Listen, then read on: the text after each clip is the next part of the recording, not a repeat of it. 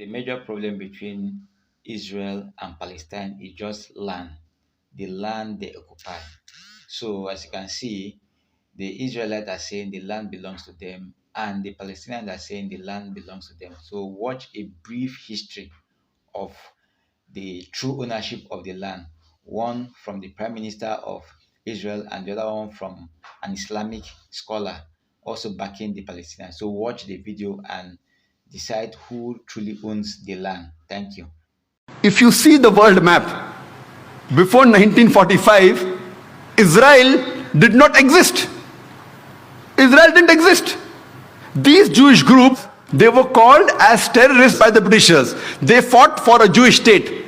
Later on, with power, they grabbed the land and they kicked the Palestinians out. And now these same people are calling the same Palestinians who are fighting for a more just cause, for getting the land back. And they are labeled today as terrorists by the Israelis. Imagine Hitler incinerated 6 million Jews.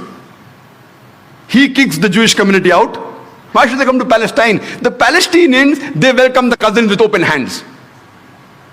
If they should take a land, they should go back to Germany. They should go back to Europe. Imagine the Palestinians, they welcome the cousins. Imagine, suppose a visitor comes to your house. Being a stranger, you welcome him in your house. After a few days, he kicks you out of the house. And when you cry at the doorstep, I want my house back, people call you a terrorist. This is exactly what has happened today. The Palestinians, they are called as terrorists for what? They only want the land back.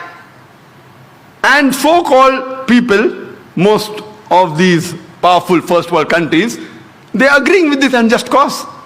The Jewish people have lived in the land of Israel, what is now the state of Israel, have lived here and have been attached to this place for about 3,500 years, 3.5 millennia.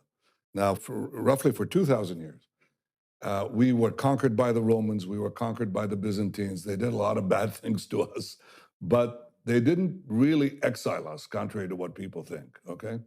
The loss of our land actually occurred when the Arab conquest took place in the 7th century. The Arabs burst out from Arabia, and they did something that no other conqueror, not the Romans, not the Byzantines, not the Greeks before them, not Alexander the Great, nobody did before. They actually started taking over the land of the Jewish farmer. They brought in military colonies that took over the land. And gradually, over the next 2 centuries, the Jews became a minority in our land. So it is under the Arab conquest that the Jews lost their homeland. The Arabs were the colonials, the Jews were the natives dispossessed. Well, that happens in history. The Jews were dispossessed, we were flung to the far corners of the earth, suffered unimaginable suffering because we had no homeland, but we didn't disappear, and we never gave up the dream of coming back to our ancestral homeland. The Arabs who had conquered the land basically left it barren. They never made it their own. It was a barren land. It really had, practically it was an empty land. And in the 19th century, the idea of coming back next year in Jerusalem became a reality. By the way, in part because of Christian Zionist support for the idea of the Great Return. The Jews came back in the 19th century to the land of Israel. The result of this return was that we started building farms, factories, places of employment. Arabs from nearby countries started immigrating, and they called themselves Palestinians. They reconstructed history and said, we've been here for centuries. You have no right to be here. It's our land. It's not your land. It's been our land for 3,500 years. If you took over somebody's apartment, knocked them out, dispossessed them, and they never gave up the claim. They said, it's our claim. And you left this barren dump, okay? And the families, the progeny of the people you kicked out came back, rebuilt the house.